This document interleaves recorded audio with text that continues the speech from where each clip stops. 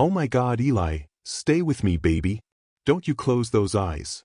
Maya Williams dropped the basket of freshly folded laundry, towels scattering across the polished marble floor as she rushed into the boy's room.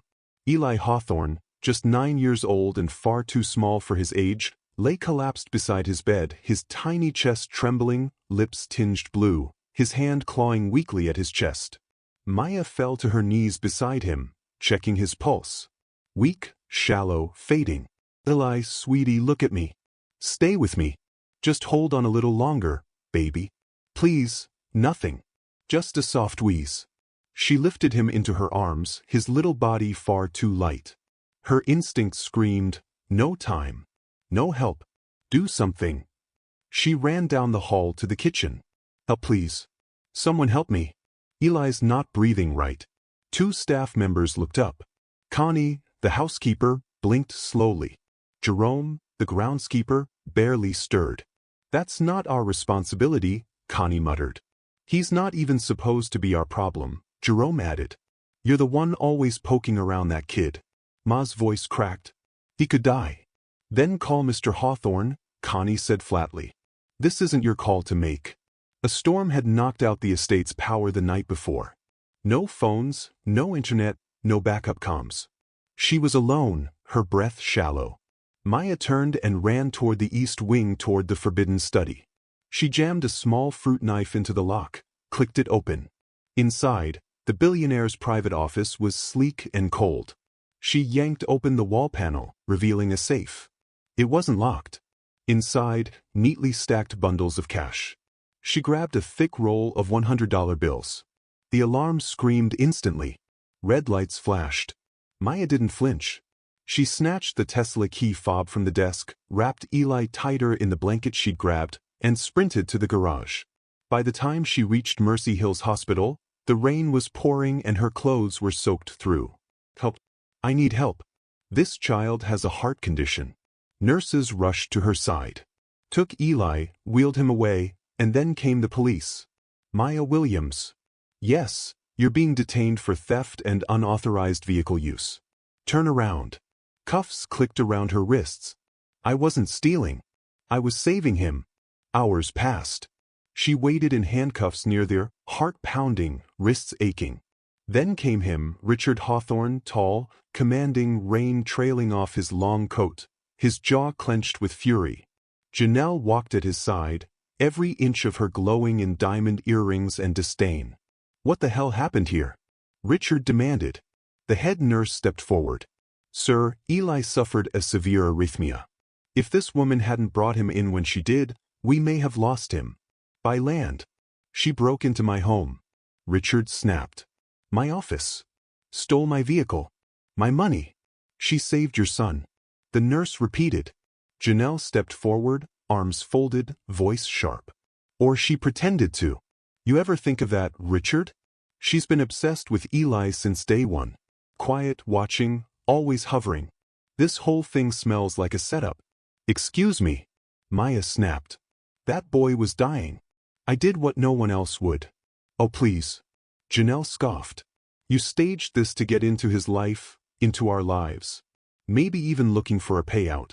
Richard looked between the two women, his eyes uncertain, but already poisoned. I don't buy it, Janelle pressed. She broke in, stole from you, and conveniently becomes the hero. The nurse tried again. Mr. For Hawthorne. Your son asked for her when he woke up, but Richard's face was hard. He turned to the police, filed the charges. What? Maya whispered. You're serious?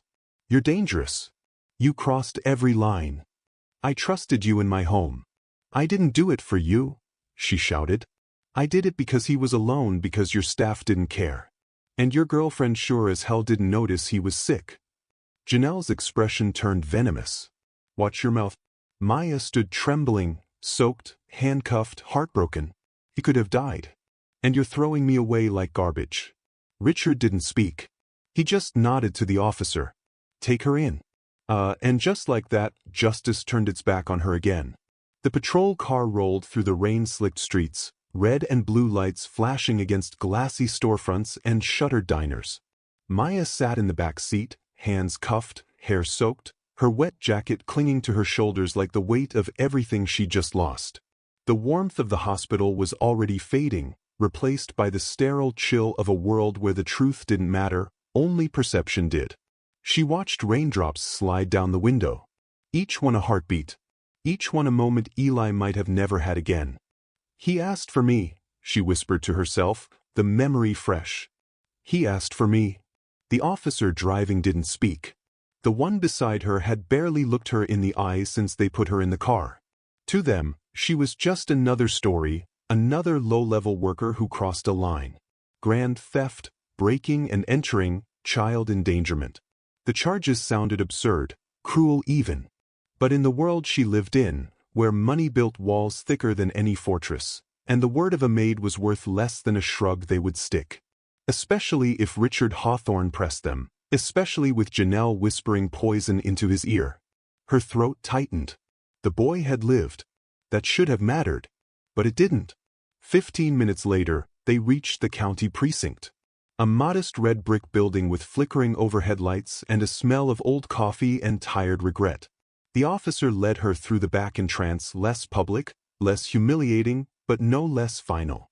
They fingerprinted her, took her photo. Her soaked jacket was peeled off. She shivered in the cell alone, cuffed to a cold metal bench. "This isn't happening," she told herself. "You saved him. You saved that boy." But that didn't erase the image of Richard's face, hard and indifferent, when he gave the order. "File the charges." She closed her eyes and saw Eli sick, struggling, so small. And for a flash she saw her own son again. Tyler, that same pale face, that same desperate look. She hadn't been fast enough back then. This time she had been, but still this. A door clanged open. A new sound of boots on tile. Then a voice, low, worn, deliberate. "Williams." She looked up. A detective, older, white hair at the temples, a face that had seen more injustice than most, stepped into the room. Detective Carl Evans, badge 3274. He didn't look at her with disgust or pity. He just looked tired. "I read the report," he said. "Mind telling me your version?" She swallowed. "I was doing laundry. I found Eli collapsed on the floor. He wasn't breathing right. I checked for help. No one would assist. Phones were dead. I ran to the office. Took emergency cash in the Tesla. Got him to the ER in time." "You admit to entering a locked room? And taking money? Why not wait for emergency services?" "They weren't coming," she said firmly. No one was answering. "If I waited, he'd be dead." He scribbled something in a notepad. "Any history with the boy? With the family?" "I took the job a month ago. I lost a child once. Eli reminded me of him, but I never crossed any lines. I just cared when others didn't." Evans looked up. Their eyes met. "Did you see anything unusual in the household?" She hesitated. Then, "Yes, Janelle. She didn't care about that boy. Treated him like a burden. Staff were told not to touch him unless instructed. That child was alone." Evans tapped his pen. He didn't say she was right, but he didn't call her a liar either. "I'll look into the medical records," he said finally. "But Hawthorne's a powerful man, and the media is already sniffing. You're going to need a lawyer." "I don't have one," she whispered. He nodded once. "Then I'll make sure you get a public defender by morning." He stood just before he walked out. He paused. "You did what most wouldn't have." Mia blinked. "Then why am I in a cell?" "Because most wouldn't have done it in his house." He left. The door shut behind him with a deep metallic thud. Mia leaned back against the wall. Her neck stiff, wrist sore, but her mind stayed sharp. She knew what was happening. Janelle saw her as a threat. Richard, blinded by reputation, saw her as an embarrassment. And now they'd rather see her locked away than admit their neglect. Still, a flicker of hope sparked. Evans hadn't treated her like a criminal. That meant something. She closed her eyes, saw Eli again. His thin fingers clinging to the blanket, his faint whisper. "Maya." She had saved him. Even if no one else saw it yet, she had. If you stand with Maya, give her a like to show your support. And don't forget to comment where you're watching from. Who knows? Someone nearby might be listening to this story right along with you. Oh, but in this world, Truth came second to power. And power didn't like to be challenged, especially by the help. Tomorrow, they tried to bury her under charges and headlines. But Maya had buried a son. There was nothing left they could take from her, and nothing she wouldn't fight to protect again. Morning light crept through the blinds of the precinct's interview room, casting long shadows across the scuffed floor. Maya sat hunched over the cold metal table, wrists bruised from the cuffs, hair still damp from yesterday's rain. She hadn't slept, not with thoughts of Eli and what they might be telling him, burning holes through her mind. The door opened with a quiet squeal. Detective Carl Evans entered again, this time with a coffee in each hand. He placed one in front of her without a word, and sat across from her. The silence lingered. Then he slid a manila folder onto the table. "Hospital confirmed your story," he said. "Boy steady. Boy was in cardiac distress. Rare congenital arrhythmia. You getting him to the ER when you did. That's the reason he's alive." Maya gripped the paper cup tightly, but didn't raise it. Her throat was too tight. "So, I'm free to go." Evans leaned back. "Number not yet." Her heart sank. Richard Hawthorne's filed formal charges. Grand theft. Unlawful entry and endangerment. Endangerment? She whispered. "I saved that boy." Evans nodded slowly. "I believe you. But this isn't about what's right. It's about what Hawthorne's lawyers can prove and how they can frame it. And right now, you look like a woman who stole from her boss and took a sick child on a joy ride." "I wasn't joying," she snapped. "I know, but the media, they don't know that. Janelle's already given a statement. She's spinning this as some twisted obsession, says you've been fixated on the boy for weeks. Claimed you faked the emergency." Maya laughed bitterly. "She's the one who ignored him every damn day. She's also the woman standing next to the man with a billion-dollar empire," Evans replied. "And you're the maid with a record of breaking into his office." She swallowed hard. "So what now?" "You're being arraigned today. Judge will decide if you get bail."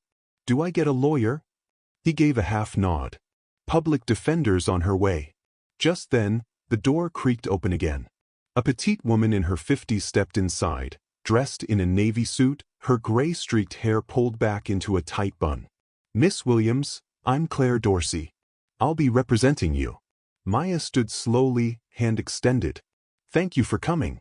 I read your file and I saw your footage," Claire said with a quiet intensity. "You did the right thing. But right doesn't always win in a courtroom." And Claire turned to Evans. "What's the day pushing? Felony theft. Unlawful entry.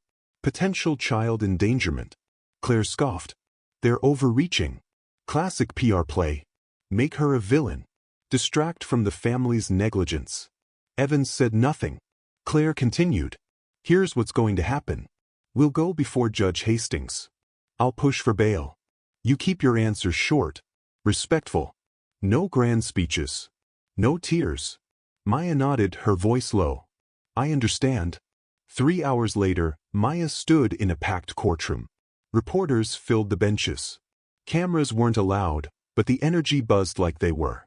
At the prosecution table sat a sleek young ADA in a gray suit, flanked by 2 men.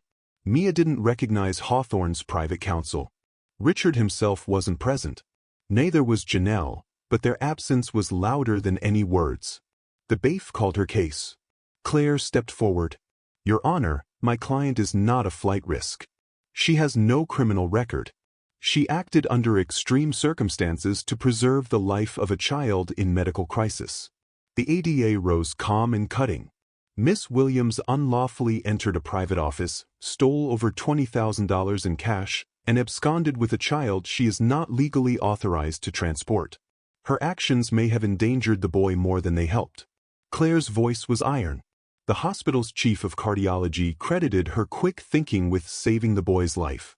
Her so-called theft was a desperate immediate response to an emergency. The judge leaned back, expression unreadable. "Then bail is set at $25,000. Maya's shoulders sagged. She didn't have $20 to her name. Claire leaned in. "We'll try to get a bail reduction hearing." Mia was led back into holding. Hours later, she sat alone again until the door creaked and someone new stepped in. She recognized her immediately. Esther, an older black woman in her 60s, a former nurse and the woman who trained Maya during her first days at the Hawthorne estate. Esther didn't speak at first. She just walked over and took Mia's hand. "I saw the news," she whispered. "I knew it couldn't be true. They're making me out like I planned this," Maya choked. "Like I used that child to steal money." Esther's grip tightened. "People like us when we stand between the powerful and their shame. They'd rather bury us than face the truth." "I don't know how I'm going to survive this," Maya whispered. "You already did. You made it out of that house with a child in your arms. You told the truth. You stayed standing. Now you just keep standing." Esther pulled something from her purse, a small laminated photo. "A young boy, Tyler." "My son," Mia whispered, eyes flooding. "I know. That's why you saved Eli." Maya nodded, her voice breaking. "Because I couldn't save him." Esther tucked the photo into Mia's pocket. "Now, let's make sure they don't forget that." Maya closed her eyes. The courtroom wasn't justice. The mansion wasn't safety, but in that tiny room for just a moment, she wasn't alone. And that, for now, was enough. The following morning, Maya sat on the edge of the hard cot in the women's holding unit, staring at the pale light filtering through the narrow window above. Her body ached from the metal bench and restless sleep, but her mind buzzed like a hornet's nest. Somewhere out there, Eli was breathing, maybe awake, maybe asking questions. And somewhere else, the man she had once trusted with employment, Richard Hawthorne, was letting his lawyers build her gallows. The intercom clicked. "Inmate Williams, you've got a visitor." Maya was led down a narrow corridor into a small partitioned room where visitors sat behind bulletproof glass. On the other side of the pane sat a woman with dark-rimmed glasses, silver-streaked hair, and an air of confidence that radiated through her pressed suit. Claire Dorsey, her public defender. "Morning," Claire said, picking up the phone. "You look like you slept on concrete." "I did," Maya replied, voice. Claire offered a tight smile. "I've got news. Some bad, some not so bad." "Start with the bad." "The DA's office is pushing for a full trial. No plea deal. They want to make you an example. Rogue help overstepping their place." "Their words, not mine." Maya closed her eyes briefly. "And the not so bad. Eli's condition has stabilized. He's out of ICU. And from what I gathered, he's been asking about you." That was something. A heartbeat of hope in a sea of storm. "Also," Claire added, tapping her briefcase, "we may have a crack. The security camera footage from the estate, some of it's been conveniently erased, but the system logs show manual deletions. A judge might see that as evidence tampering, especially if we argue they're hiding something." "You think it was Janelle?" Maya asked. Claire raised an eyebrow. "Let's say she's invested in this narrative where you're the villain. It wouldn't be the first time someone covered their tracks with tech and money." Maya leaned closer to the glass. "She never liked that I cared about him." Eli. Claire nodded. "That might be our case. Build it around neglect, around your moral obligation to act when no one else would. But we'll need witnesses." Mia thought for a long moment. "There's Esther. Train me. She saw how things were run in that house. She believed me. I'll track her down." As Mia was led back to her cell, she felt something different occurring. Not quite justice, but movement. Meanwhile, across the city in Richard Hawthorne's penthouse office, the storm was building in a different way. Richard stood by the window, phone pressed to his ear, jaw tight. "Yes, I understand. But keep this off the front page," he said, voice low and sharp. "We're not going to let this spiral."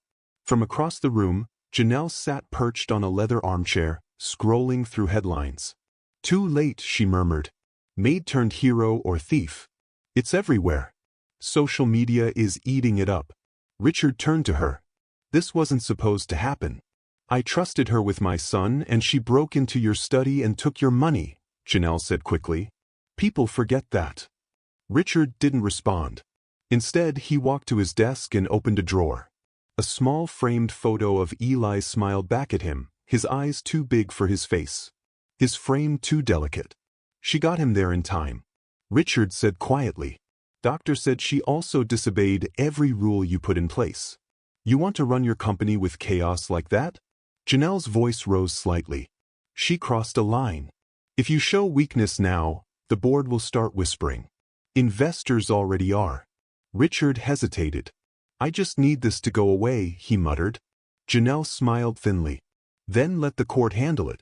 But Richard's silence lingered because deep down under the ice of his public image, something in him twisted. The image of his son, small, sick, but alive, calling for Maya. Not Janelle, not even him. Later that day, Claire returned to the jail, a thin folder in her hand and a gleam in her eye. We've got our first break, she said as she sat beside Maya in the attorney meeting room. What is it? A nurse from the ER. Her name's Valerie. She's willing to testify. Said she overheard your conversation with Richard. Saw how he dismissed you even after you saved Eli. Said it didn't sit right with her. Maya blinked. She's willing to speak up. Claire nodded. She's already given a statement.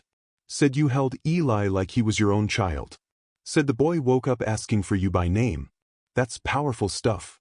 Maya felt the weight in her chest loosen just slightly. But Claire wasn't finished.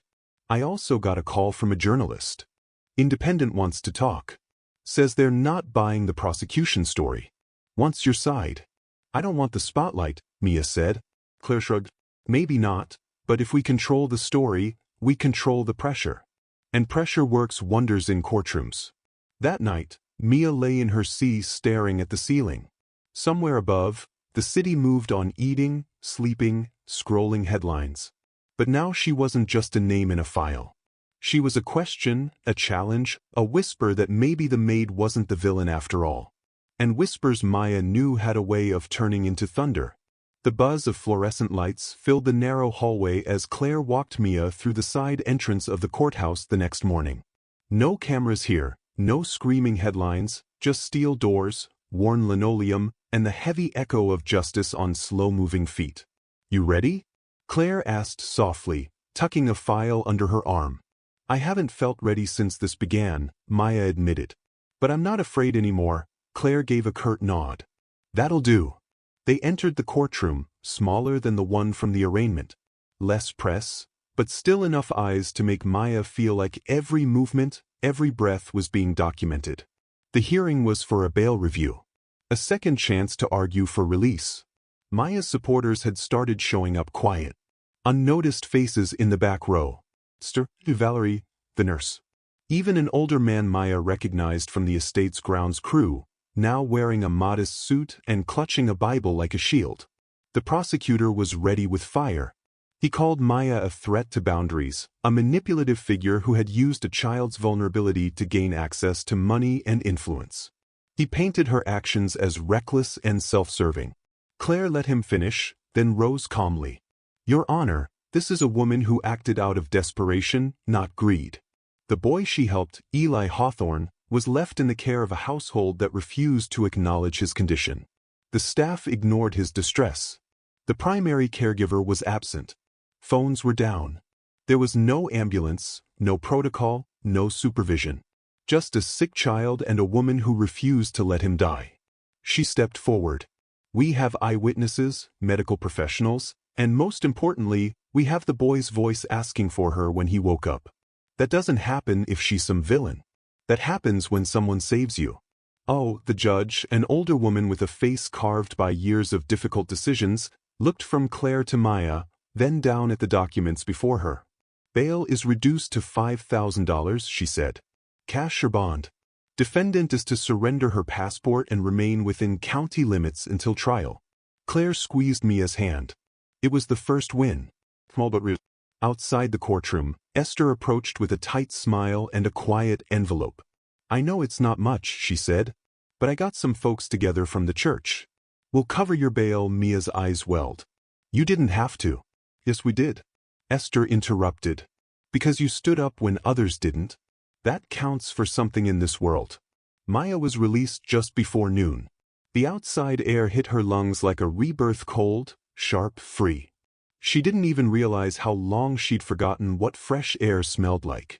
Claire drove her to a safe house provided by a local women's advocacy group, Neutral Ground, private.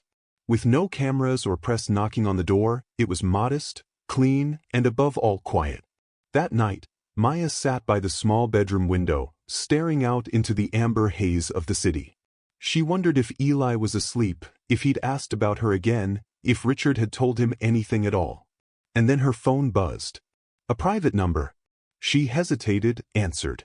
Maya, her breath caught. It was him. Eli, sweetheart, she whispered. Is that you? Yeah, I'm in the hospital still. The lady Janelle, she said.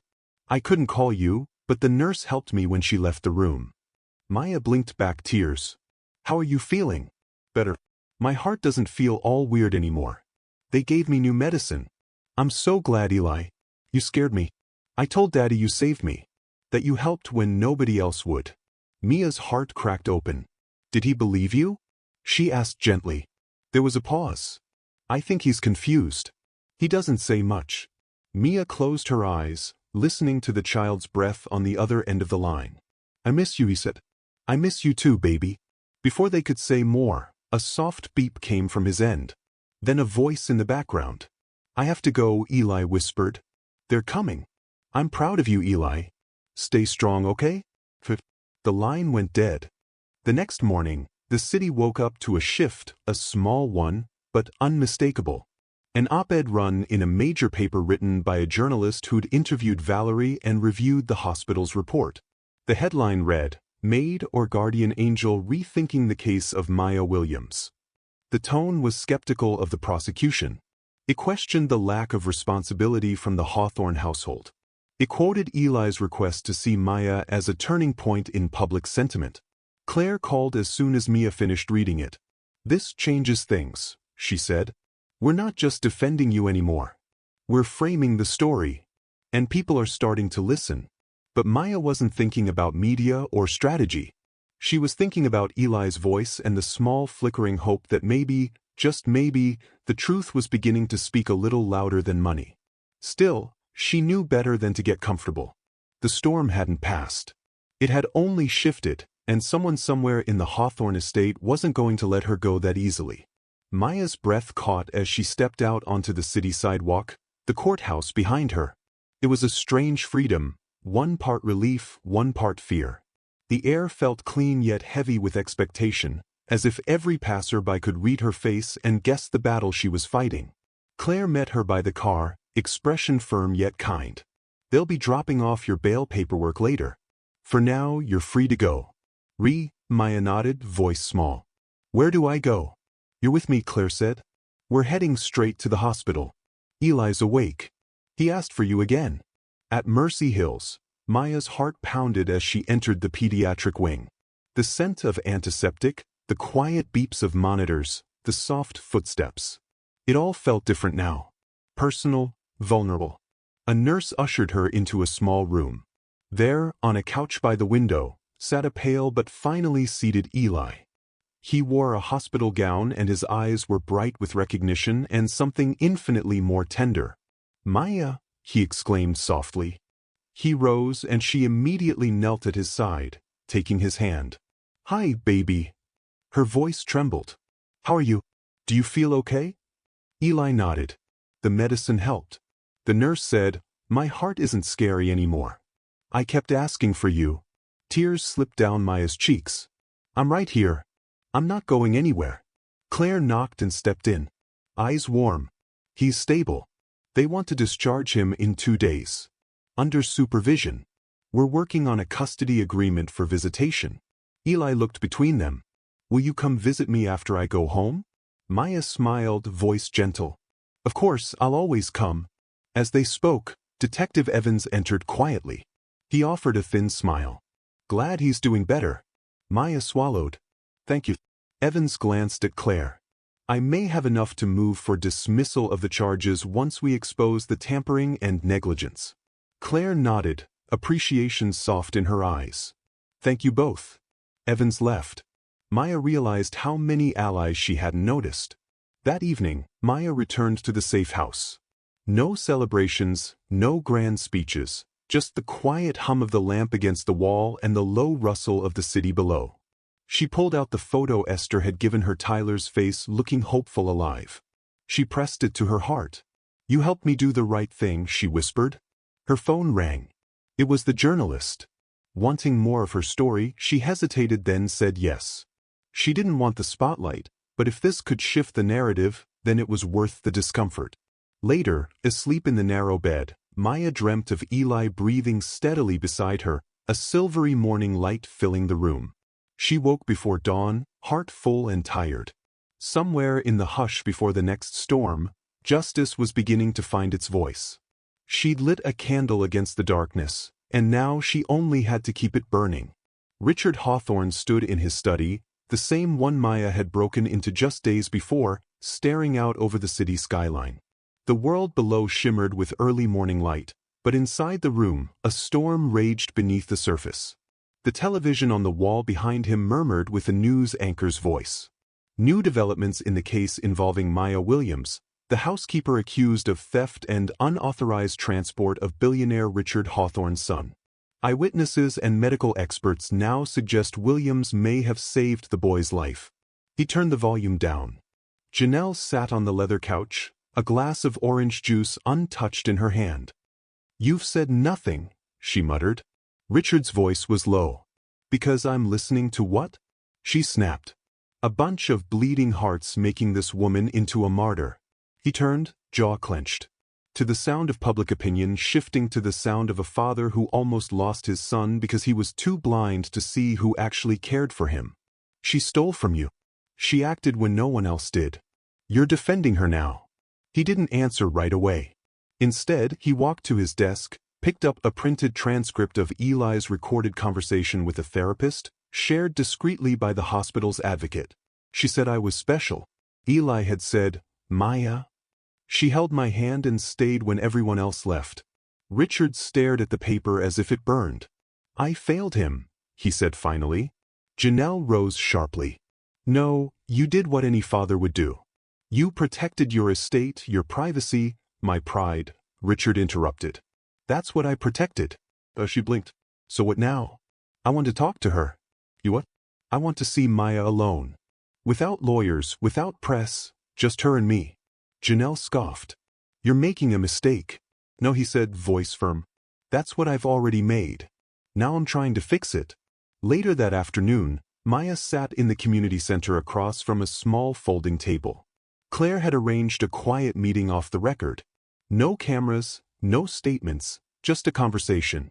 The door creaked open. Richard walked in, older than the last time she'd seen him, though only days had passed. Grief and guilt carved deep shadows into his face. "Maya," he said quietly. "She didn't rise, Mr. Hawthorne." He sat across from her, folding his hands together. "I don't expect you to forgive me." She stared at him, searching for an angle. A false tone, but what she saw was something raw. "I was angry," he continued, confused. "My son was sick, and I didn't even know. You saved him, and I accused you of theft." "You didn't accuse me," she said softly. "You handed me over." He flinched. "I trusted you with my home, with my child, but I didn't see what you really were." He paused, lowering his eyes. The only one who ever truly paid attention to him. Maya exhaled slowly. "I lost a son years ago. Tyler, congenital heart defect, just like Eli. I couldn't save him. But I wasn't going to let that happen again. Not to another little boy. Not if I had a choice." "Oh," Richard closed his eyes, a long silence stretching between them. "I came to ask what I can do," he said finally. Maya looked up. "Drop the charges." "I will. The paperwork's in motion." "And Janelle?" she asked. He paused again. "We've ended things. There's more I've learned from the staff. From Eli. She wasn't who I thought." Maya nodded slowly. "And Eli," she whispered, "he's coming home tomorrow. He's asked to see you." Richard hesitated, then added, "I'd like to offer you a position, not as staff. As part of the team that cares for him formally, respectfully, on your terms." Maya's eyes filled. "He deserves more than caretakers. He deserves to be seen." "I know," Richard said. "And he sees you." She didn't respond right away. The words weighed heavy. Finally, she said, "I'll come see him, but not because you offered, because he asked." "Understood." They rose. No handshake, no forced smile, just the quiet acknowledgement of something broken trying to mend. That night, Maya returned to the safe house, heart torn between peace and uncertainty. She stood by the window again, holding Tyler's photo close. "You'd like him," she whispered. "He's kind even with everything." In the city below, the lights flickered like stars. And for the first time in days, Maya allowed herself to hope not just for Eli, but for herself. Because maybe this wasn't just about justice anymore. Maybe it was about belonging. And that she realized was a harder fight, but worth every breath. The morning sunlight filtered through gauzy curtains as Ma stood outside the Hawthorne Estate's towering iron gates once more. A place she never thought she'd return to. Not after the humiliation, the accusations, the cold clink of handcuffs. But today was different. Today, she wasn't the maid sneaking through hallways with quiet footsteps. She was a woman answering a child's call. The gates opened slowly, and a familiar face appeared. Esther, the older housekeeper, who had once been Maya's guide and ally. She offered a soft smile. "He's been asking about you since dawn," Esther said gently. Mia stepped onto the gravel path, her steps slow, hesitant. Each footfall echoed with memories carrying laundry baskets past grand portraits, whispering lullabies to a lonely little boy, while the rest of the house ignored his cries. Inside, the mansion remained polished and cold, like a museum. But this time, something was different. Janelle's harsh perfume didn't hang in the air. The staff weren't avoiding her gaze. There was space here, space for something softer. Esther led her to the sunroom where Eli lay curled in a cushioned chair wrapped in a soft blanket, eyes alert and sparkling. When he saw her, he sat up so quickly that the blanket tumbled off his lap. "Maya," he squealed, arms outstretched. She dropped to her knees and embraced him tightly, her eyes stinging. "Hey, sunshine," she whispered. "You look stronger already." "I missed you," he murmured into her shoulder. "I missed you more." They sat like that for a while, just breathing, just being. Richard stood a few feet away, watching silently. There was a humbling in his posture now, a subtle deflation of the arrogance he once wore like armor. "He hasn't stopped talking about you," Richard said, voice subdued. "He sleeps better now knowing you're near." Maya looked over Eli's head and met Richard's gaze. "I'm not here to fix what was broken. I'm here for him. That's all." He nodded. "And that's more than I deserve." The day passed gently. Maya stayed by Eli's side as he read his favorite dinosaur book, laughing and making sound effects. They had lunch together, grilled cheese sandwiches and apple slices. Nothing fancy, just food made with intention. In the late afternoon, as Eli napped under the sun-drenched windows, Maya stepped out into the garden. The roses were blooming just like they had when she first arrived, petals wide and unapologetic in their beauty. But today they seemed brighter, like the house itself had exhaled. Richard approached her quietly. "I meant it," he said. "About the position. I want Eli to have someone in his life who truly sees him. Someone he can count on." "I'm not a nanny," Mia replied. "And I'm not here to be managed." He smiled. Faintly. "I wasn't offering you a job. I was offering you a place." Maya studied him wary. "You don't get to fix everything with a gesture." "I know, but I want to start somewhere. I want to rebuild trust, not just with you, but with him. I've spent so long hiding behind wealth and control. I forgot what it meant to listen." Maya considered his words. They weren't perfect, but they were honest. And that she had learned was a rare currency in houses like this. "I'll stay for now," she said, "but on my terms, and Eli comes first." Every time, Richard extended a hand, not as a boss, but as a father, reaching towards something real. She didn't shake it. Not yet. But she nodded. That evening, as she prepared to leave, Eli stirred from his nap and called out, "Will you come back tomorrow?" Maya knelt beside him. "Every day if you want me," his small hand wrapped around hers. "I do." Driving away from the estate, Maya felt something shift inside her. This wasn't the end of a battle. It wasn't even the end of a beginning, but it was peace for one boy, for one day. Back at the safe house, Maya made tea and sat by the window with Tyler's photo in her hands. She touched the edge gently, tracing his smile with her thumb. "I couldn't save you," she whispered, "but I saved him." Oh, outside the city pulsed on horns blaring, footsteps racing. But for once, her world was still. And in that stillness, she found a kind of grace. Tomorrow would bring more questions. But tonight she had an answer. The early morning sun cast gentle rays across the safe house living room. Maya sat at the small wooden table, kettle steaming beside an untouched cup of tea. She stared out the window at the quiet street, her reflection blurred against the rising day. For the first time in weeks, the world felt as if it might carry on without pulling her under. Her phone chimed Claire with an update. "Court date's been moved up," Claire said, voice brisk. "Prosecution is trying to speed things along. They're pushing for a fast trial, claiming the case is dragging. We need to be ready." Mia closed her eyes. "I'm ready." Her voice felt stronger than she expected. Later that morning, Maya returned to the estate, not as a desperate intruder, but as a woman with presence and purpose. She walked the halls with Esther at her side, dust motes dancing in the midday light. Staff offered nods not thawed completely, but curious. The mansion seemed to hold its breath. She found Eli in the sunroom, perched at his easel, painting a bright red dinosaur on a pale blue background. He looked up, grinning wide. She crouched low to see his work. The dinosaur's toothy grin was fierce but friendly. "That's amazing, Eli. You've got real talent," he beamed. "You'll come home with me so I can show Daddy." "I will," she promised. He frowned slightly. "We need to talk about court," she said gently. "We're going to have a trial soon." His brow furrowed. "Are they mean to you?" Maya's heart nodded. "Some people are, but we've got friends who believe me, and you're the best witness one could have." Eli nodded thoughtfully. "I can tell them how you held my hand." Maya felt her chest tighten.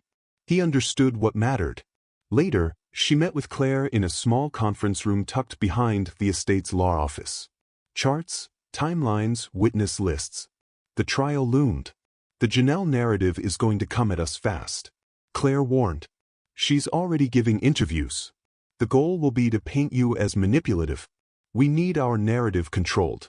We have Valerie's testimony. Esther is ready to speak, but we need you to tell your story clearly. Calmly. No flash, just truth." Maya nodded, swallowing the lump in her throat. "I saved a boy when nobody else did." It wasn't dramatic. It was simply true. They crafted her opening statement, soft, unwavering, rooted in fact. "I'm Maya Williams. I'm not here to be a hero. I'm here because a child was dying and no one else moved." As they prepared to leave, Maya paused. "Thank you for believing." Claire offered a rare smile of warmth. "Believe in what's right. That's enough." That evening, back in the safe house, Maya prepared for court. She traced the edges of Tyler's photo. She whispered into the stillness, "This is for you, my love." Then she folded it carefully and tucked it into her purse. That night, the world beyond her window pulsed with life. Silence was a fragile ally. She slept, but her dreams stayed close to the sunroom. Eli's face, the echo of his small voice, calling her name. The morning of the trial dawned cold and clear. Sitting in the courtroom, Maya felt grounded. The prosecutor's sleek, polished rose to open accusations that she had manipulated a household, abused trust, lied under the guise of compassion, words built to fracture her story. When her turn came, she stood slowly. Claire gave her a small nod. Maya met the judge's eyes.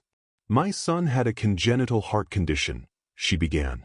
"I lost him in a hospital while people argued over paperwork. When I saw Eli lying there, gasping to breathe, I knew I couldn't wait. I loved him then. Not as a stranger's child, but as someone who needed help." She looked at the prosecution's table. "I don't deny entering a locked office. I don't deny taking money. But I ask, what else could I do? Waiting kills children." She stepped back. The room held its breath. Testimonies followed. Valerie the nurse, eyes glistening, recounted how calm and nurturing Maya had been. Esther spoke of neglect in the estate of Janelle's indifference. Detective Evans produced logs showing security footage deletion. It all built layer by layer a portrait of a woman guided by love, not greed. Finally, the judge cleared her throat in light of the evidence presented, particularly testimony from qualified professionals and inconsistencies in the prosecution's case. I find reasonable doubt in the charges of theft and child endangerment. The case against Miss Williams is hereby dismissed. Enter not guilty on all counts. Relief washed through her. She exhaled until she thought she might float. Eli was brought in by Esther and sat beside her. He pressed his hand into hers. No words were needed. On the drive back to the safe house, Maya stared through the window, sunlight breaking across her face like a promise. She had survived the courtroom. But more than that, she had reclaimed her voice. And tomorrow, she hoped would be about belonging, not defense. As dusk settled, she allowed herself to imagine something else. A life anchored not by tragedy, but by connection. A life once lost now shaping a new purpose. The courthouse air was crisp with anticipation, carrying with it a tension that held Maya's heart in silent suspense. Court had convened early this morning, but she had arrived late, lingering in the back to keep from showing weakness. Just the thought of returning made her pulse quicken this time. However, no judge was about to rule over her fate. Today was different. Today was about rebuilding. Claire met her just outside the courtroom doors, her face flushed with urgency. They're granting a formal acknowledgement in the record. Official exoneration, but there's more. They want you to testify in an internal investigation regarding the estate's negligence. Her eyes held fierce pride. You're not a defendant anymore, Maya. You're a witness for the truth. Mia nodded, feeling as though she were being stitched back together stitch by stitch.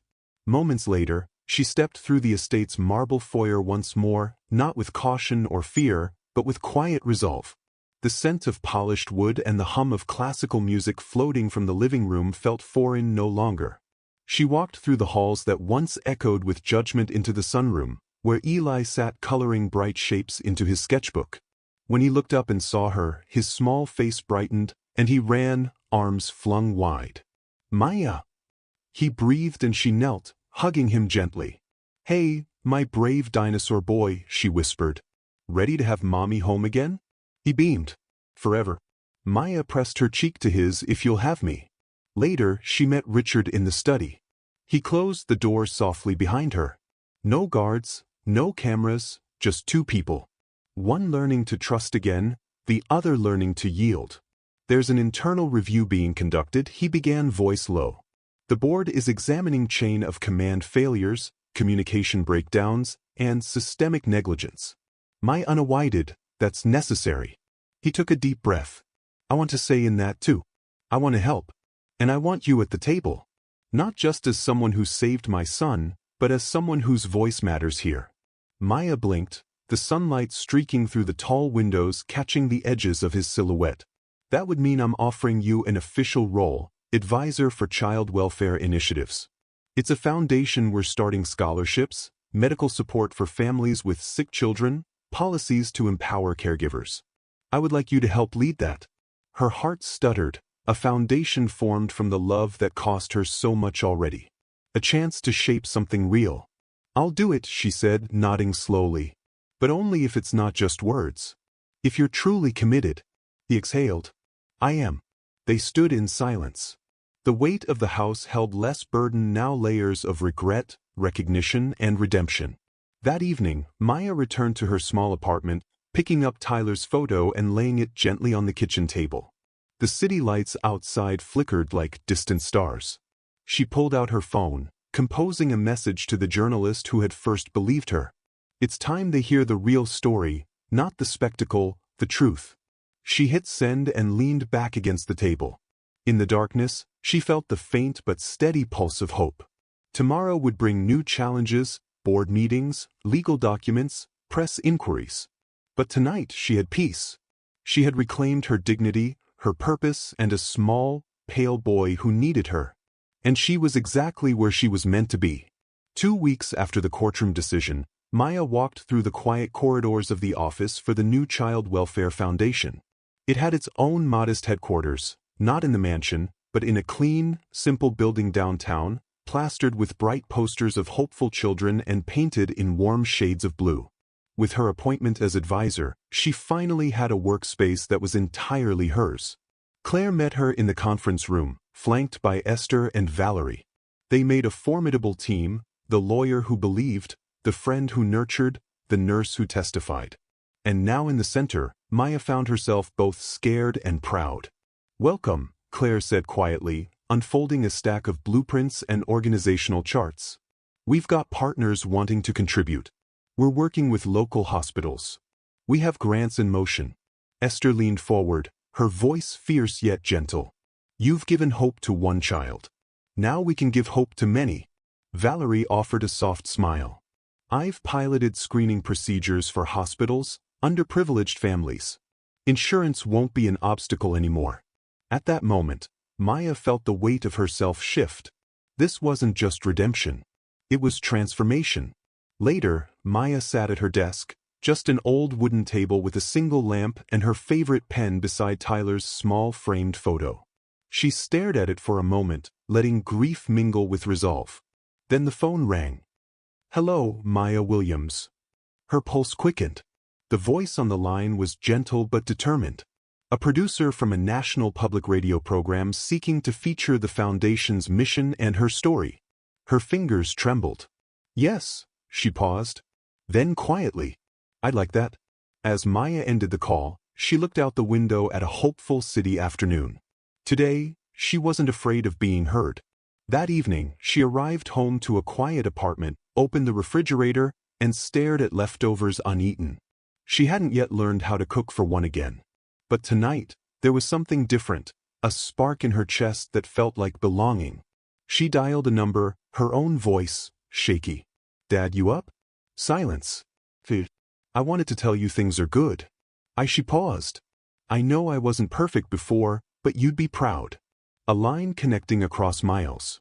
The static crackled. "I miss you," she added softly.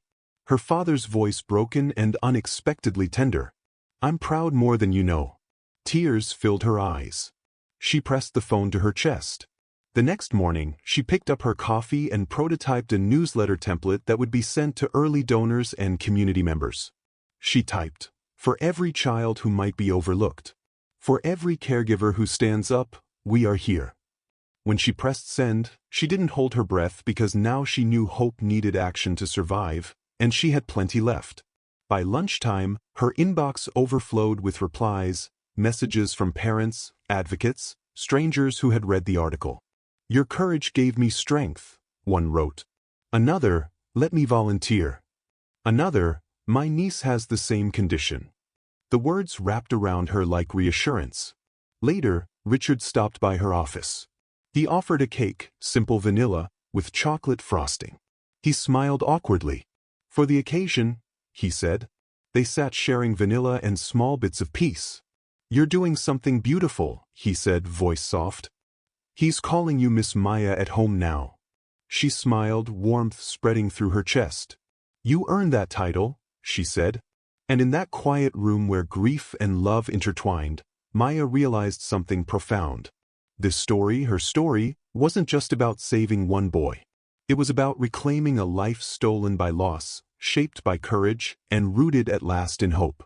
Tomorrow there'd be challenges, foundations to build, funding to secure, narratives to protect. But tonight she had a room of her own, a title earned, and words that carried more weight than any courtroom. She would rest, she would fight, and she would keep growing because some truths were born when a soul refused to remain invisible and hers was already rising. Maya returned to the estate that evening, her steps measured, calm. She had exchanged words with Richard earlier in the day, finalizing some initial grant proposals, offering her perspective on how the foundation should engage with local hospital systems. Now she carried with her a folder, a proposal for inclusive caregiver training modules drafted in her quiet office downtown. Passing through the front door, she was greeted by a warmth she had not expected, not heat instead, a hush of familiarity. The house felt welcoming, not fortress-like. The staff, who once averted their eyes, now offered quiet smiles. The chef nodded as she passed with a plate of warm soup meant for her later. The household didn't yet fully understand what Maya meant to them, but they sensed she belonged here. Eli met her in the foyer, a dinosaur-shaped backpack slung over one shoulder, his slippers barely reaching his ankles. He looked up at her with solemn brown eyes and grinned. "I got good grades today," he announced proudly. "That's my smart boy," Maya said, reaching for his hand. "Do you want to tell me what you did?" "I helped," he said simply. "I listened." They climbed the stairs together, whispering about school and dinosaurs. She felt proud as she carried his bag to his room, helping him lay out his drawing supplies. "Am I still your Miss Maya?" he whispered as she tucked the bag beside his desk. "Always," she replied, brushing hair from his forehead. That night, Mia sat alone in the study, the candle she had brought placed quietly beside a stack of papers. Ideas filled her mind. Workshops on emergency action in households, parent-caregiver communication strategies, outreach to schools to spot hidden illnesses. Her heart felt full and focused. Yet beyond that comforting glow, there was a quiet anxiety too. The foundation was in its infancy, fragile. Money hadn't yet arrived. Richard was supportive, but he had business obligations, board pressure, and an estate to manage. Janelle's departure had left an undercurrent of gossip among staff and donors. Maya could feel it like a rustle behind her back, uncertain whispers of the nanny-turned-activist and the maid who overstepped. She closed her eyes, remembering Esther's words. "People like us, when we stand between the powerful and their shame, they'd rather bury us than face the truth." But she also remembered Eli's hug earlier, his earnest, "I listened." And the message from her father that morning, "I'm proud more than you know." Those were the chords that pulled her forward. Her phone buzzed. A text from Claire. "Morning pitch meeting tomorrow. Be ready." Maya exhaled, steadying herself. She had come too far to falter now. The next morning, she arrived at the Foundation's downtown headquarters early. The meeting room's long table glistened under fluorescent lights, papers, and prototypes laid out neatly. Training modules, sample flyers, budget outlines. Claire and Valerie were already there, coffee steaming beside them. "It's pitch day," Claire said with a half-smile. Maya nodded. "Let's do it." Late that morning, Richard joined them. He gazed at the documents, his expression thoughtful, protective. "Your vision is clear," he said quietly. "I'll support this fully. You have my word." When Richard left, Claire placed a hand on Mia's shoulder. "They're ready." Then came the presentation. Mia stood before a small group of trustees and community partners in a sleek conference lounge. Her voice was firm, controlled, gentle. "Thank you all for being here. I'm not an expert in boardrooms or budgets. I'm someone who lost a child and refused to lose another. This foundation exists because there are children like Eli, fragile, unseen, lacking advocates when their lives hang in the balance. We're starting with emergency training for caregivers. Recognizing subtle signs, knowing when to act, knowing whom to call. We're pairing that with accessible medical support for underinsured children. And we want to expand into preventive outreach schools, community centers, churches, anybody who sees a child and needs to speak up." She paused, letting the room absorb her words. One older woman raised her hand, a philanthropist known for supporting women causes. "You're asking us to trust you with money, with children's lives," she said softly. "Why should we?" Maya felt her heart pound, but she held eye contact. "Because this isn't charity. This is action. This is accountability. And because I know what it means to wait for help that never came." Silence. Then one by one, heads nodded, moved not by rhetoric, but by truth. They approved the initial funding. Back at the safe house that evening, Maya allowed herself to collapse onto her bed. Exhaustion and relief mingled as tears slipped down her cheeks. Not sadness, but release. Her phone buzzed. It was Eli. "I drew a picture," he said. "I want to show you tomorrow." "I can't wait to see it," she told him. Afterwards, she made tea and pulled Tyler's photo from her purse. She held it close and murmured, "I did good today for him. For you." She traced the photo's edges and thought, "There's a life I couldn't save. Then I saved another's, and now maybe I can help save more." The foundation space felt small, fragile. But the roots were being planted deep, steady, and compassionate. And for Maya, that was enough to keep growing. Because some stories don't end with tragedy. They begin with courage and bloom into sanctuary. It was early spring when the Foundation's first community workshop took place in the modest downtown hall. Maya stood before a semicircle of parents, caregivers, teachers and nurses, faces etched by fatigue and hope. She wore a simple blouse, her expression steady and compassionate. "Welcome everyone," she began, voice warm. "This workshop is about noticing things that might get overlooked. Heartbeats that skip, children who are sick, but it's quiet. It's about having the courage to act." She shared her own story, not to draw attention, but to illustrate how a single moment of inaction could feel like failure and how a single act of bravery could change everything. Eli sat beside her now, coloring quietly, his presence a reminder of her mission. He glanced up at her with pride when she spoke of life-saving urgency. Dr. Valerie then took the floor. A local pediatric cardiologist. She explained how arrhythmias like long QT syndrome, tachycardia, or bradycardia can appear suddenly in otherwise healthy children. She passed around pocket EKG recorders and discussed symptoms like fainting, dizziness, and blue lip signs Maya knew too well were often mistaken for fatigue or daydreaming. As she demonstrated how a small event monitor worked, a teacher at the back raised her hand. "What can schools do on a budget?" she asked. Valerie smiled gently. "Start by training every staff member to recognize abnormal symptoms. Then create a response team, not just for emergency drills, but for empathy. Ask the child, 'Do you feel okay?' It's not a burden. It's life." The hall nodded. Hope began to weave through their fatigue. After the workshop, Maya lingered, signing up new volunteers and answering questions. A mother walked up with tears in her eyes. "My son has congenital heart defects. We've been afraid. This is everything." Mia took her hand gently. "We're building a village for kids like him." That evening, Maya arrived at the estate. The grounds had awakened with spring tulips blooming, ivy unfurling. Inside, the house felt different. It no longer echoed with hesitation. It felt like a rebuilding. Richard met her in the foyer holding the organization's quarterly report. "We managed to secure a federal grant," he said quietly. "They're expanding Title IV-B services for child welfare workers, training support flexible services. Your workshop inspired part of their plan." She blinked, stunned. "That's huge." He nodded. "It's a start. Real change." They walked together to the sunroom where Eli was building a Lego castle. He looked up and called, "Miss Maya?" She sat beside him. "How's your day?" "Great. I drew a superhero capes to go with your foundation." She laughed softly. "Perfect." That night, back at her apartment, Maya lit a candle and looked at Tyler's photo. She spoke softly. "I've planted seeds today, and tomorrow they may bloom." Her phone chimed with a message from Esther. "Would you speak at church next week? We want everyone to hear what you're doing." Maya pressed her finger to the screen, then typed, "I will." She closed her eyes, breathing in the candlelight. Tomorrow would bring challenges, grants to manage, skeptics to convince, bureaucracy to navigate. But tonight, she had proof that courage rippled outward.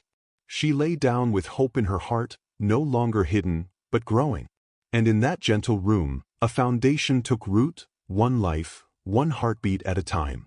Sunday morning dawned soft and golden as Maya stepped out of her car onto the church's front lawn. The spring air smelled of fresh grass and blooming magnolia. She straightened her jacket. Tyler's photo tucked safely in her satchel. Today she would speak not in court, not for headlines, but for a congregation that had quietly held her, supported her, believed in what she was building. Inside the sanctuary was warm and familiar. Wooden pews, stained glass windows depicting care and kindness, and the hush of neighbors gathering, some smiling quietly as Mia passed, others offering nods of encouragement. Among them sat Esther, her eyes bright with pride. Pastor Jacobs approached, grasping Mia's hand. "Thank you for coming today," he said, voice gentle. "The pulpit is yours." Maya inhaled slowly. Standing there would feel familiar, like facing a courtroom again. But today she wasn't defending her life. She was sharing it. When the service began, she stepped to the lectern, the hush wrapping around her like shawl. "Good morning," she began, voice calm, but strong. "I stand here not as someone who has power, but as someone who is powerless, who lost everything and refused to stop seeing." There were no cameras, only kind eyes. She continued, When I lost my son, Tyler, I thought I'd lost my purpose. I carried that grief silently, her voice caught as she fingered the photo in her pocket, until I met Eli, a child no one else recognized was dying. After that morning, when I brought him to the hospital, I didn't do it for credit. I did it because love required me to act. Her words hung in the vaulted air. She paused. Our new foundation isn't about granting charity. It's about teaching us to look. To notice the child whose skin flushes blue when she stands. To know that fainting in the hallway isn't just a daydream. To understand that a weak heartbeat needs advocacy as much as medicine. We want to give families and schools the confidence and the tools to act when minutes matter. A murmurs of agreement rippled across the pews. A woman near the front raised her hand. How can we help? Maya's throat tightened with gratitude. Join us, volunteers. Sponsors, mentors, or simply tell someone this story. We need you all. After the service, people lined up. A school counselor offering to include arrhythmia screening and staff training. An EMT wanting to volunteer for workshops. A grandmother with tears in her eyes who said, "Thank you for saving lives in more ways than one." Later, outside the church, Esther folded Tyler's photo and handed it back to Maya. "He'd be proud," she said firmly. "And I am." Maya nodded, emotion soft but sure. That afternoon, back at the foundation office, Maya found Richard waiting at her desk. He wore a casual sweater. His guard softened. Behind him stood child welfare officials impressed by the growing interest in caregiver training and emergency awareness. One of the officials said, "Mayor wants to pilot your program in community centers across the county. He says it's exactly what his district needs." Maya's breath caught. "That's incredible." Richard smiled, pride in his eyes that matched her own. "You're moving hearts and policy. You're doing this." She looked around the small room, Claire reviewing grant spreadsheets, Valerie updating module designs, Esther quietly organizing volunteer contact lists. Each person there was a step forward in what had been broken. Maya caught Tyler's photo sitting near the lamp. She set it gently beneath her keyboard, letting his memory anchor this moment not as loss, but his legacy. That evening at the safe house, Maya sat by her window with a hot cup of tea. The city lights shimmered. The world had shifted around her from accusation to advocacy. From accusation to action, she thought of tomorrow's workshop, the school partnerships, the families who would feel seen because someone finally looked. And she whispered into the hush, "We're growing something that lasts." In the silence, she realized grief could be transformed into grace and hope could be taught, shared, nurtured. In Sunday light, among familiar walls, Maya found that the quiet fires she'd lit were flames of change and the world would burn brighter for them. Sunlight filtered through the foundation's glass walls, casting warm patterns across a room filled with courage, laughter, and quiet determination. Today was the first full meeting of the Child Welfare Foundation's board, an eclectic group of educators, nurses, local officials, and advocates. Maya stood at the head of the table, herself, both humble and fierce, knowing this was more than a meeting. It was spring's promise unfolding. By her side sat Claire, Esther, and Valerie, the team who believed before anyone else. Across from her was a new face, a community health worker, a liaison who would bridge neighborhoods and the foundation. Research shows that community health workers, CHWs, are critical in strengthening connections between families and resources, especially in underserved areas. This board understood that trust and proximity could save lives. The meeting began with introductions, then rolled into the draft proposal for caregiver training modules, now enhanced with community-based support frameworks. Maya watched faces nod, then shift as she shared data drawn from listening sessions across different communities. Surveys illuminating how caregivers needed more than pamphlets. They needed empathy, policies, living wages, and respite programs. One trustee, the philanthropist from before, leaned forward. "These stories, they're not just statistics," she said. "They show real gaps in our systems. Respite care, training, emotional support. They're not luxuries.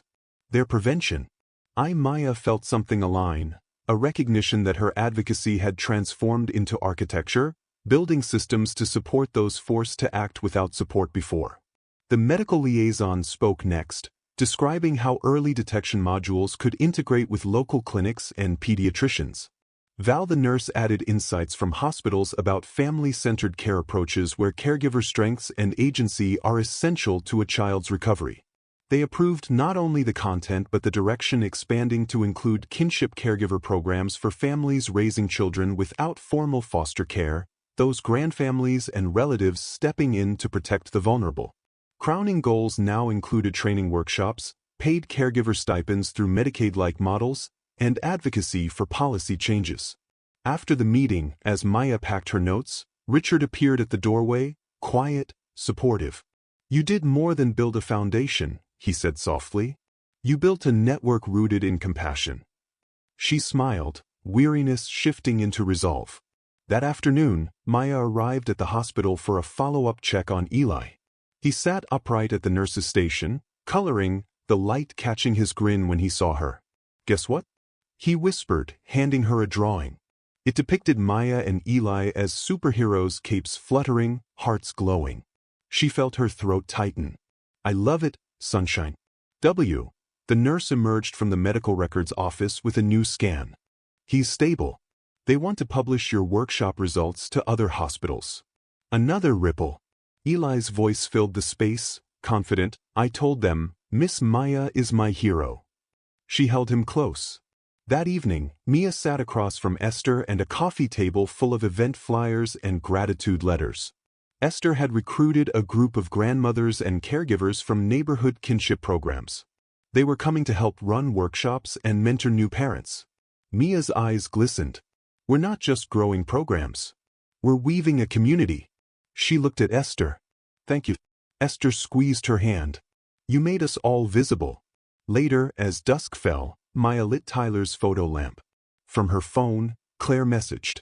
The state grant came through. Waves of relief warmed her. She typed back, "We're ready." She gazed at the photo, touched its frame and murmured, "This is for you, Tyler. We're saving more lives now, and that's your legacy." Outside, the city's lights flickered in concert with the first buds of spring. And in that heart-lit room, a foundation endured, woven from grief, hope, courage, and belonging. Spring wasn't just arriving. It was rooted. The familiar hum of the foundation office felt different this morning, charged with energy and promise. Sunlight poured through the front windows, illuminating blueprints, volunteer schedules, and a new whiteboard scrolled with brainstorming ideas.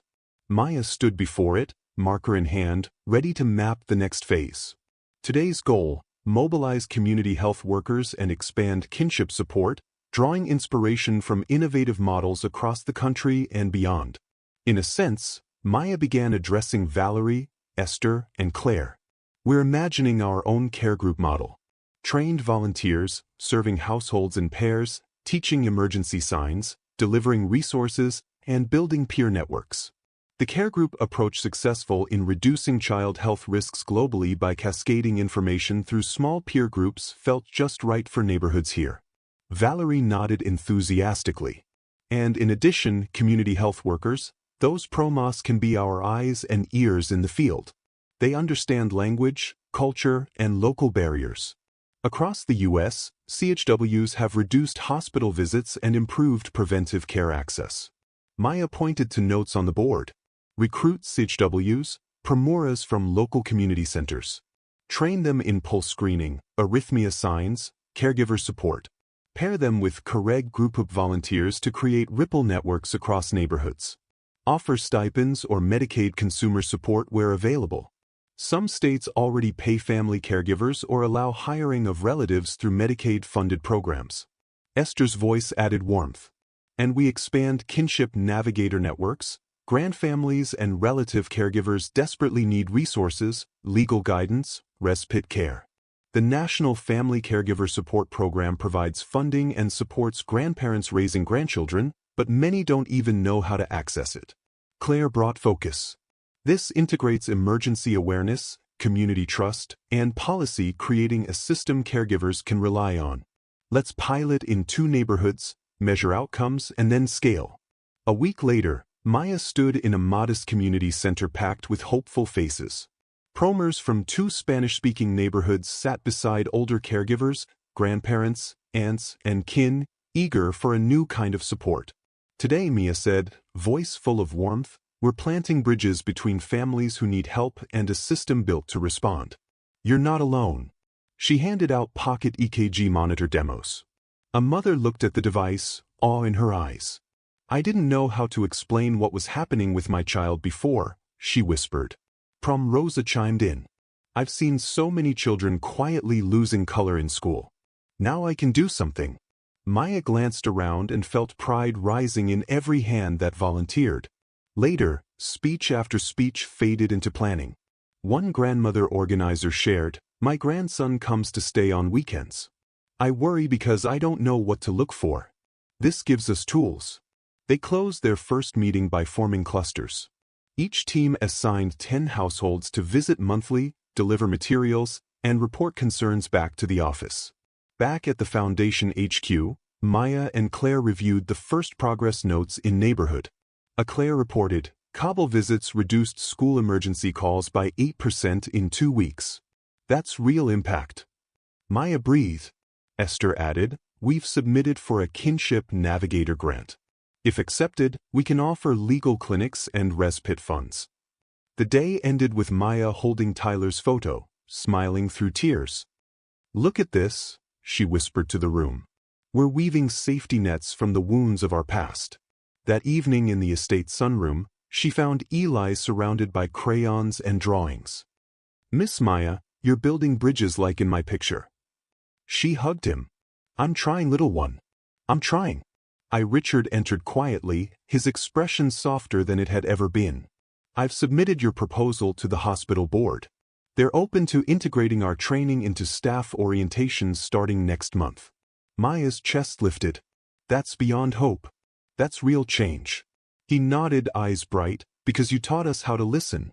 They sat with Eli between them. 3 hearts healing toward a shared future. Outside, night air settled gentle like a soft promise. In the center of that quiet, Maya felt the truth she's longed for. Bridges built of compassion last longer than walls. And she was building more than a foundation, she was building belonging. Sunlight poured through the large windows of the foundation office, illuminating a room humming with activity. Blueprints, data, charts, and rows of framed photographs, each showing smiles, open palms, and hands raised in solidarity lined the tables. Maya stood at one end, watching volunteers prepare care packets. Inside her, the quiet hum of hope had become a steady glow. A knock on the door interrupted her thoughts. Claire stepped in, holding an official-looking envelope. "They called," Claire said softly. "It's the State Health Department.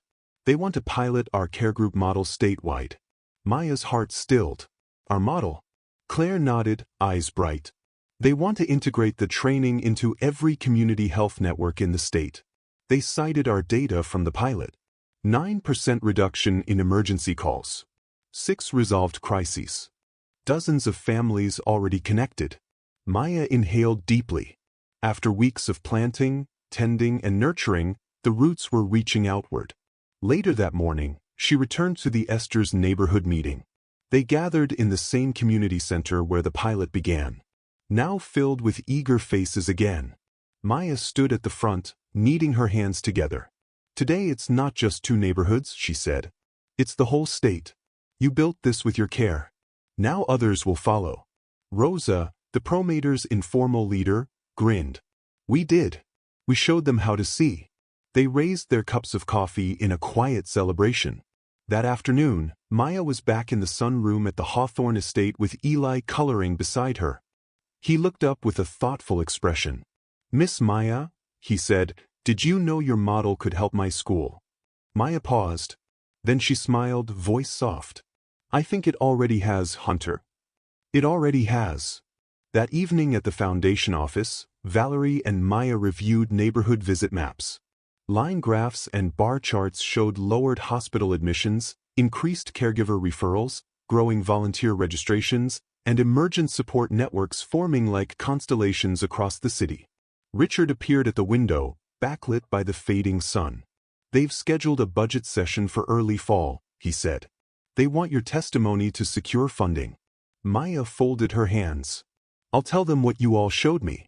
That love when taught and supported becomes community. He watched her, pride softening his stance. I'm proud, he whispered. They didn't need more words. That night, Maya sat alone by her apartment window, Tyler's photo in one hand. She typed a short message to a parent who had reached out earlier. Your courage speaks for many. Thank you for trusting us. She pressed send and gazed out at the city lights. Somewhere below, family slept a bit safer tonight because someone had learned to listen. The next morning dawned early. Maya arrived at the state capitol building, her footsteps sure on the polished marble floor. She carried with her a folder striking before and after numbers, policy proposals, heartfelt testimonials from caregivers, and Eli's own drawing of them as caped heroes. In the hearing room, she stood at the podium facing legislators and journalists. At her side sat Esther and Valerie. She began, voice steady. I lost my child. I refused to lose another when Eli collapsed. I didn't wait. I acted. But what if every caregiver and every system acted with the same urgency, compassion, and training? Her presentation unfolded like tapestry. Emergency protocols, community intervention models, kinship networks, all rooted in the truth that love can be structured, systemic, and empowered. At the end, the chair leaned forward. You're asking for more than criminal reform, she said. You're proposing social infrastructure. Are we ready? Mia's voice softened. We are because it's already working. A long pause, then applause. First sparse, then filled the room. Driving away, Maya closed her eyes.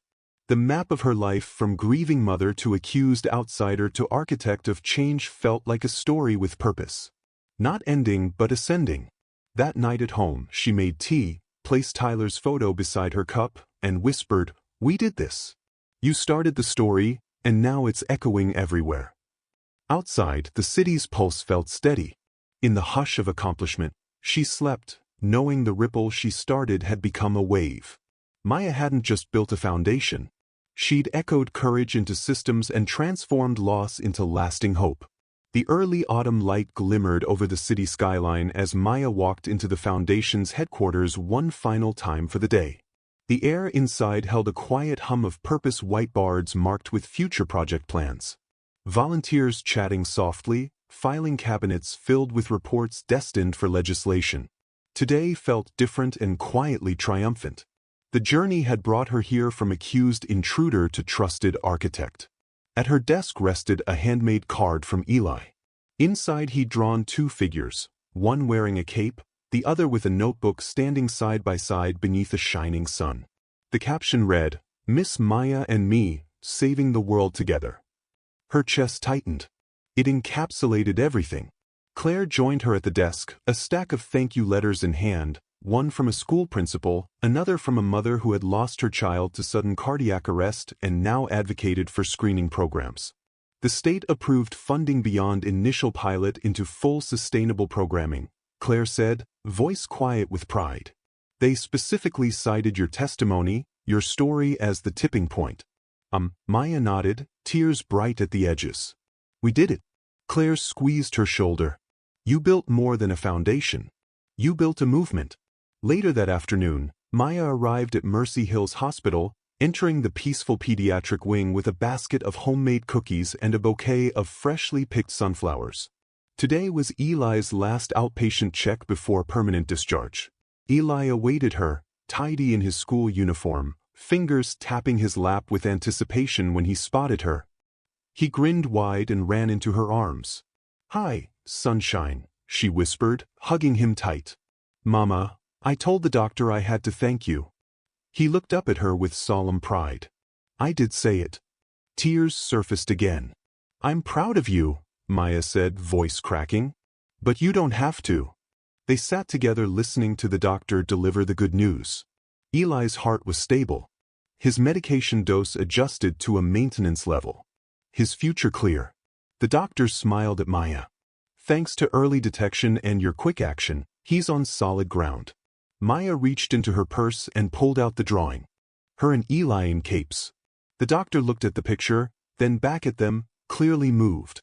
That's the best prescription I've ever seen. That evening, Maya returned to the estate not to work, but to coexist in a new chapter of life. The office was quiet, the corridors free of cold echoes.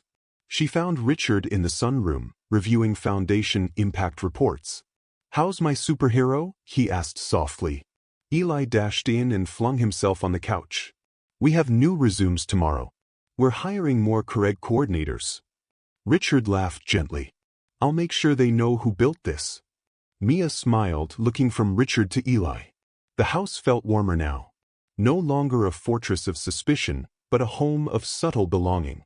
That night, back at her apartment, Mia lit a candle and set Tyler's photo beneath its soft glow.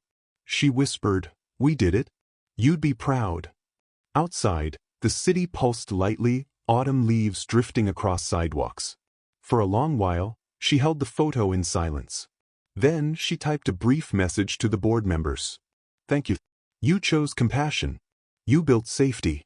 We've just begun." She placed her phone down and leaned back, letting the stillness cradle her. In that calm, Maya realized how far she had journeyed from being seen as disposable, hidden, silenced to becoming a beacon of change, rooted in love, justice, and relentless care. Her life had come full circle. A grieving mother refused herself silence. An outsider became the architect of systems that save lives. A child found his voice, and she found hers. In the soft autumn light, Maya held hope not as a fragile dream, but as a foundation built on courage, compassion, and human connection. And far from being finished, this story was just